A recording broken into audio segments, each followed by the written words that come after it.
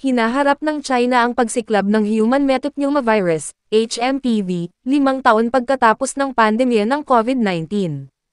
Ang mga ulat at mga post sa social media ay nagmumungkahi na ang virus ay mabilis na kumakalat, na may ilan na nagsasabing ang mga ospital at crematories ay nalulula. Ang mga video na ibinahagi online ay nagpapakita ng mga masikip na ospital, kung saan ang ilang mga gumagamit ay nagsasabi na maraming mga virus, kabilang ang influenza A, HMPV, Mycoplasma pneumoniae, at COVID-19, ay kumakalat. May mga nagsasabing nagdeklara na ang China ng state of emergency, kahit hindi pa ito nakumpirma.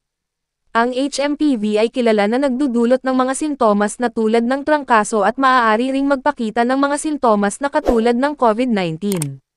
Mahigpit na sinusubaybayan ng mga opisyal ng kalusugan ang sitwasyon habang kumakalat ang virus.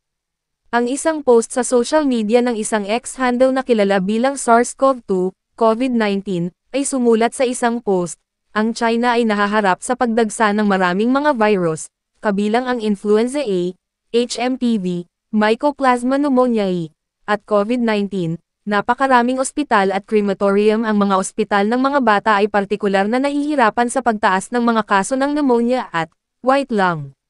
Samantala, isang ulat ng balita ng Reuters ay nagsabi na ang awtoridad sa pagkontrol ng sakit ng China ay nagsabi noong Biyernes na ito ay nagpapasimula ng isang sistema ng pagsubaybay para sa pulmonya na hindi alam ang pinagmulan, na may mga kaso ng ilang mga sakit sa paghinga na inaasahang tataas sa taglamig.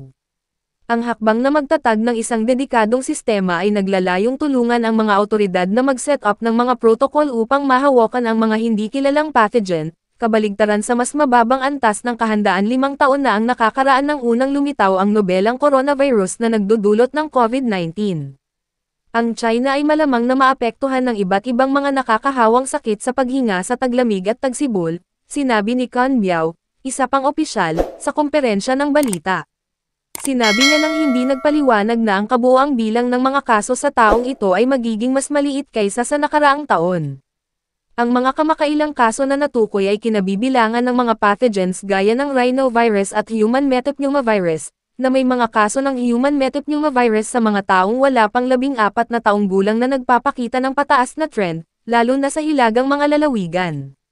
Sa isang kamakailang panayam sa National Business Daily na sinusuportahan ng Estado, binalaan ng isang dalubhasa sa paghinga sa isang ospital sa Shanghai ang publiko laban sa bulag na paggamit ng mga antiviral na gamot upang labanan ang metapneumovirus ng tao, kung saan walang bakuna ngunit ang mga sintomas ay katulad ng sa sipon.